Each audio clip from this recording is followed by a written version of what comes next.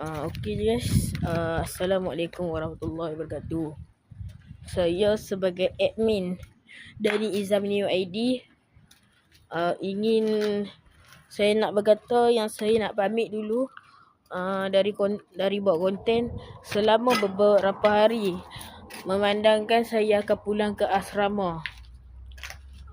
Sebab saya mungkin outing pun mungkin saya tak buat video sangat.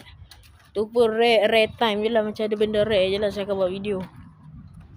Tapi masih takkan buat lagi sebab saya fokus menghafal Al-Quran. Sebab saya asrama saya ni campur akademik dengan Quran guys. Jadi saya nak teruskan pada target tu lah. Jadi saya nak pamit kepada ikan juga. Okay guys, ikan. Okay, saya pamit dulu ya. Tu ikan lagu duduk dekat pohon. Kura-kura pergi mana? Ni ikan kat lagu. Ni ikan goldfish. Betul. Kura-kura pun saya tak tahu dia hilang mana. Tapi saya pasti dia duduk bawah kayu tu.